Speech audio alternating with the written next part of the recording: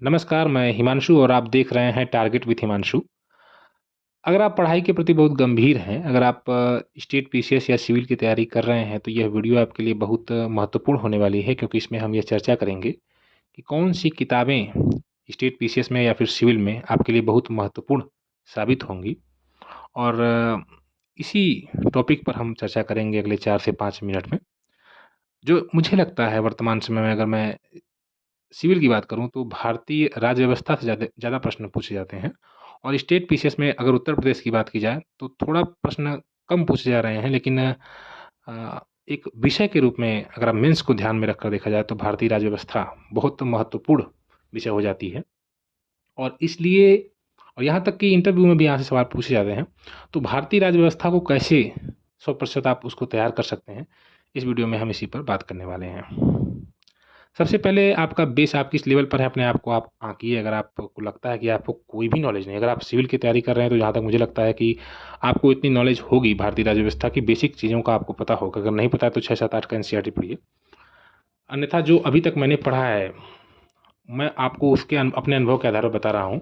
ये कक्षा 11 की एनसीईआरटी जो आपके सामने दिखाई दे रही है, ये आपका बिल्कुल बेसिक क्लियर करेगी, ठीक है? ये इतनी अच्छी किताब है, मैं सच बता रहा हूँ। मैंने कम से कम 5, 6, 7 किताबें पढ़ी हैं, मतलब अलग-अलग, जब तक तो मुझे जानकारी नहीं हो पा रही थी। तो जब मैंने एनसीईआरटी इसको लिया, तो इसको पढ़ने के बाद मतलब मुझे इतना लगाव हो गया किताब से। मतलब इस किताब को जब आप पढ़ेंगे फ्रेंड्स, तो इस किताब को पढ़ने पर आपका एक कनेक्शन हो जाएगा। मतलब इस किताब को पढ़ने का जैसे एक पेज पढ़ेंगे तो मन करेगा आगे क्या हुआ पढ़ें। मतलब बहुत अच्छे तरीके से इस किताब में एक्सप्लेन किया गया। ये एनसीईआरटी मैं बता रहा हूँ कक्षा 11 की है। मतलब मेरी फेवरेट किताब है ये। इतना अच्छा लगता है इसको पढ़ने में। इसकी लैंग्वेज इतनी अच्छी है कि मतलब आपको इस किताब से प्यार हो जाएगा। मुझे तो हो गया है भाई, ये बहुत अच्छी किताब है। नंबर 1 पर मुझे इसे लेकिन ये देखिए डायरेक्टली आपको 11 नहीं पढ़ना है। इसके पहले आपको 10 का भी पढ़ना है। ये लोकतांत्रिक राजनीति कक्षा 10 की, ठीक है? और ये कक्षा 8 की भी पढ़नी है, ठीक? देखिए ये बहुत बहुत लेंदी नहीं, आप ये मत सोचिएगा कि बहुत मोटी है, बहुत ज़्यादा। ये बहुत अच्छे वे में बताया है। जैसे ना इसने स्टोरी जैसे-जैसे बताया है और जगह-जगह इसने आपको सोचने पर मजबूर कर दिया है। जैसे कोई भी चीज़ होती है तो ये इसमें बार-बार प्रश्न पूछते हैं जो एनसीईआरटी में। आपके शहर या गाँव में कौन से समूह हाशिए पर है, चर्चा कीजिए। तो ये बड़ा अच्छा लगता है कि इसको पढ़ते समय आपके दिमाग में मतलब ये आपको सोचने पर मजबूर करते हैं, ठीक है? बहुत मज़ा आता है इस किताब को पढ़ने में। तो मैं आपको पॉलिटी के लिए, इंडियन पॉलिटी के लिए इन्हीं बुक्स को गाइड करता हूँ, ठीक है? अच्छा, ये आपको मतलब ना जब आप इसको पढ़ेंगे कई बार तो बहुत ज़्यादा टाइम नहीं लगेगा। ऐसी किताबों को पढ़ने में आप अगर रेगुलर अगर सिर्फ़ एक ही विषय एक दिन में पढ़ते हैं, तो ये मतलब 2 से 3 दिन में इस किताब को ख़त्म कर देंगे, ठीक है? है ही क्या इसमें? मतलब आपका बस बिल्कुल बेसिक क्लियर करेगा।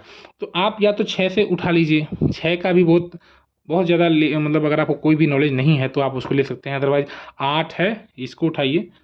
सामाजिक एवं राजनीतिक जीवन।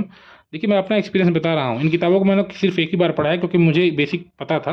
तो मैंने इन पर ज़्यादा एक बार पढ़ने के बाद ये वाली किताब 8 पढ़िए, उसके बाद ये देखिए 9 की किताब है। ये लोकतंत्र क्या, लोकतंत्र क्यों? संविधान निर्माण, चुनावी राजनीति, संस्थाओं का कामकाज, लोकतांत्रिक हथियार। ये इनको पढ़िए। उसके बाद 10 में आ जाइए, लोकतांत्रिक राजनीति। इसमें हम आते हैं सत्ता की सरदारी से लोकतंत्र वगैरह, जाति धर्म और लैंगिक मसले। मतलब अच्छी चीज़ें हैं। यहाँ से आपका बेस क्लियर हो रहा है। मैं आपको बेस क्लियर करने के लिए बता रहा हूँ। और ये किताब मैंने बोला ना, ये किताब बहुत अच्छी लगी मुझे। इसका भाषा, इसका समझाने का तरीका इतना बेहतर किताब है। तो मैंने तो अभी ऐसी किताब मतलब बहुत सी किताबें पढ़ी थी पॉलिटी की, लेकिन इतनी बढ़िया किताब जो मुझे मतलब इसमें ना ये जो छोटी-छोटी चीज़ें हैं, देखिए मैं यहाँ कहने भर को बैठा दिया गया हूँ। जैसे अब ये चीज़ ना अच्छा लगता है। मैं यहाँ कहने भर को बैठा दिया हूँ कि मैं सचमुच के सवाल भी पूछ रहा हूँ। क्या इस पुस्तक के लेखकों ने मुझे मनचाहे सवाल पूछने की शक्ति दी है, या मैं वही सवाल पूछ रहा हूँ जो उसके मन में उठ रहे हैं? ये किसकी चर्चा की रही है? ये कहीं न कहीं बात कुछ राष्ट्रपति तक जा रही है, या राष्ट्रपति पर है, क्योंकि राष्ट्रपति हमारे देश में कुछ इसी प्रकार से है। उसको अपने से कुछ करना नहीं है। अनुच्छेद 74 उसको पूरी तरह से मंत्रिपरिषद की सलाह मानने को बाध्य कर देता है। तो बस कहने को राष्ट्रपति है और सर्वोच्च बलों का कमांडर है, अध्यादेश जारी करता है, लेकिन वास्तविक में देखा जाए तो उसके पास कोई शक्ति खास रहती नहीं है ना? और उसमें कहा भी गया था उनको कि ये सोने की जो पिंजड़े में बंद चिड़िया जैसी है राष्ट्रपति की, ठीक है? तो चलिए, ये तो एक अलग बात हो गई। लेकिन हाँ, बहुत अच्छा लगता है इस किताब को पढ़ने पर। ये जो छोटे-छोटे बच्चे हैं ना, क्या ग्राम सभा पूरे गाँव के लिए एक लोकतांत्रिक मंच का काम करती है? क्या ग्राम सभा सचमुच नियमित रूप से बैठती है? तो ये तमाम प्रकार की चीज़ें हैं। जब इन किताबों को आप पढ़ लेंगे, तो आप सोचेंगे क्या सर इसको पढ़ने से क्या सिलेक्शन हो जाएगा? देखिए, स्वतंत्र भारत में राजनीति का अच्छा 12 के लिए ये थोड़ा-सा स्वतंत्र भारत की बात कर रहे हैं यहाँ पर, ठीक है?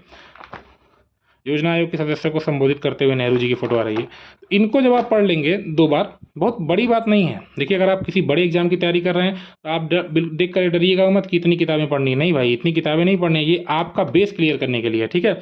और जब आप इन किताबों को पढ़ लेंगे, तो फिर लास्ट में आपको लाना पड़ेगा ये, ठीक है? अब की बार जो शीतकालीन अवकाश मिला था, मैंने सभी सारे सब्जेक्ट को छोड़कर सिर्फ इसी सब्जेक्ट को फोकस किया। मैंने टारगेट बनाया कि चलो भाई इसको कम से कम 2 बार पढ़ लेते हैं। एक बार टारगेट बनाया था, मैंने 2 बार इसको पूरा पढ़ा। मतलब पहली बार इस पूरी किताब को पढ़ने में सिर्फ एक ही सब्जेक्ट पर मैं बात कर रहा हूँ, मैंने सिर्फ इसी सब्जेक्ट को पढ़ा, ठीक है? जैसे मैं जब इसको नई में लाया बुक अपने को पढ़ने के लिए, तो मैंने जब 2-4 पार्ट पढ़ा, 5 पार्ट पढ़ा, तो मुझे ऐसा लगने लगा कि ये मुझे बिल्कुल बेस क्लियर नहीं हो रहा है। मतलब लैंग्वेज इसकी काफ़ी टफ है। अभी भी कुछ ऐसे सब्जेक्ट कुछ ऐसे चैप्टर्स हैं जहाँ पर अभी इसकी भाषा नहीं समझ में आती है मुझे। तो इसीलिए मैंने फिर से वापस एनसीईआरटी पढ़ा, ठीक है? एनसीईआरटी पढ़ा और एनसीईआरटी पढ़ने के बाद फिर रिवाइज़ करके फिर इसको वापस से पढ़ा। जब आप एक बार 2 बार एनसीईआरटी पढ़ लेंगे ना, तब फिर मज़ा आएगा इसको पढ़ने में। ये भी बहुत अच्छी किताब है और ये तो मतलब सुपर डुपर हिट है, इसको कुछ कह ही नहीं सकते। मैम लक्ष्मीकांत भारती राज्यवस्था, इसको आप पढ़ेंगे, तो इन्होंने अपनी सारी मतलब इसको पढ़ने के बाद आपके सारे डाउट क्लियर हो जाएँगे और सारा जो भी एग्ज़ाम आप तैयारी कर रहे हो, सब कुछ तैयार हो जाएगा। अच्छा, ये मैं जो मतलब जो लोग सिविल सेवा में हो रहे हैं, सेलेक्ट हो रहे हैं, 1-2 लोग नहीं बल्कि कई लोगों ने इसको गाइड किया है, मतलब कि हाँ, ये बुक सबसे अच्छी है, सभी लोग बोलते हैं। तो इसको हमने देखा, पढ़ा और उसके आधार पर देखिए अपने अनुभवों के आधार पर मैं आपसे बात कर रहा हूँ, ठीक है?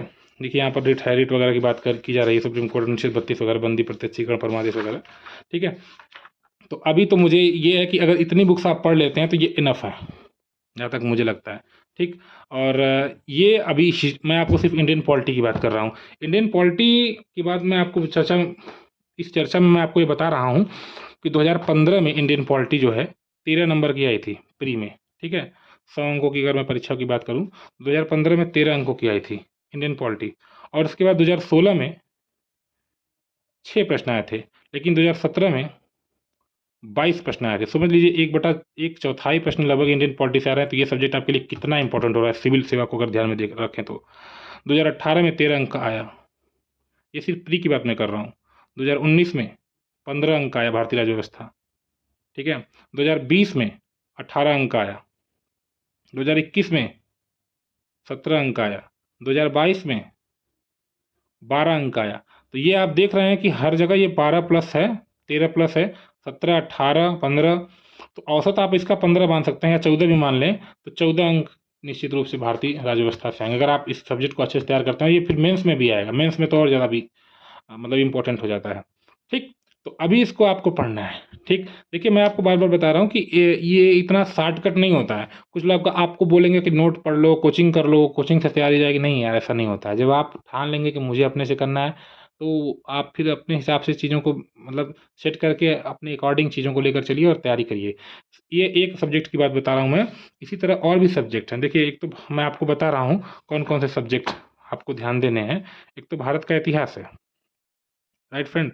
भारत का इतिहास, भारत का इतिहास है, भारतीय राज्य व्यवस्था है, भारत और विश्व का भूगोल वगैरह है, पर्यावरण है, पारिस्थितिकी वगैरह है, भारत की पर्यावरण है, पारिस्थितिकी वगैरह इसी में है और सामान्य विज्ञान है। इसमें आप 2-4 सब्जेक्ट पर ज़्यादा फोकस कर दीजिए, ठीक है? अब सबको आप पढ़ने लगेंगे तो उससे बेहतर है कि जो आपको ज़्यादा मतलब टफ लगता है, जैसे हो सकता है कि सामान्य विज्ञान या प्रौद्योगिकी आपको टफ लगे, तो उसको छोड़कर बाकी पोर्शन को आप तैयार करिए। समसामयिक घटनाएँ भी मतलब अच्छा प्रश्न आ रहा है, हालाँकि अब की बार मात्र 3 नंबर का प्रश्न आया था, तो समसामयिक घटनाएँ वगैरह पर बहुत ज़्यादा प्रश्न नहीं आते हैं। 2016 वाले सेट में 37 अंक का ये आ गया था, तो थोड़ा-सा कभी-कभी हो जाता है, लेकिन अभी देखा जाए तो इसका ट्रेंड है 3, 4, 5, 6 अंकों का आस-पास ही आता है, राष्ट्रीय और वैश्विक महत्व की जो घटनाएँ होती हैं समकालीन। तो ओवरऑल आपके लिए इतिहास पढ़ना ज़रूरी है, भूगोल पढ़ना ज़रूरी है, पर्यावरण वगैरह पर भी ध्यान देना ज़रूरी है। पर्यावरण पर अब की बार 20 प्रश्न आए थे। सबसे इम्पोर्टेंट हो गया पर्यावरण और भूगोल को लेकर साथ में पढ़ेंगे तो मज़ा आएगा। तो अभी तो मैं आपको बस यही बता रहा हूँ, इंडियन पॉलिटी के लिए ये परफेक्ट है और ये इनफ है, इतना ही आपको पढ़ना है। और अभी मैं हिस्ट्री के लिए भी एक बुक आज मैं ऑर्डर दिया था, तो अभी आज डिलीवर हुआ है, ये है स्पेक्ट्रम। अब मैं ये मॉडर्न हिस्ट्री से चूँकि ज़्यादा प्रश्न पूछा जा रहा है, तो अभी मेरा मन किया कि अभी मैं मॉडर्न हिस्ट्री पर फोकस करूँ, ठीक? और मैं गारंटी के साथ कहता हूँ कि जो भी चीज़ें मैं बता रहा हूँ, ये सिर्फ़ मेरे विचार नहीं हैं, बल्कि उन लोगों के विचार हैं जो सेलेक्ट हुए हैं। और हम धीरे-धीरे धैर्य के साथ अगर फॉलो करते रहेंगे, तो हो सकता है कि टाइम लगे, 4-6 महीना लगे, साल भर लगे, 2 साल लग सकता है, लेकिन हमें सफलता मिलेगी, ठीक है? अगर आप पढ़ाई के प्रति गंभीर हैं तो, अगर मेहनत हम लोग करेंगे, तो निश्चित रूप से सफल होंगे। आइए मैं स्पेक्ट्रम की थोड़ी-सी बात आपके सामने करता हूँ। ये स्पेक्ट्रम की किताब है, आधुनिक भारत का इतिहास, मॉडर्न हिस्ट्री है। इसमें कौन-कौन से चैप्टर हैं देखिए, यूरोपियों का आगमन है, यहाँ से शुरू हो रहा है। आधुनिक भारतीय इतिहास लेखक के प्रमुख यूरोपियों का आगमन और कंपनी शासन के विरुद्ध बढ़ता विरोध, सुधार आंदोलन वगैरह है। जन राष्ट्रवाद है, स्वतंत्रता संघर्ष है, राष्ट्रीय आंदोलन है। तो ये मतलब अच्छी किताब चूँकि कई लोगों की तरह बताई गई थी, अभी तो इसका मैंने पढ़ा नहीं है। आज मैंने ऑर्डर दिया, अब इसको मैं पढ़ना शुरू करूँगा और टारगेट बना के इसको भी पढ़ा जाएगा, ठीक है?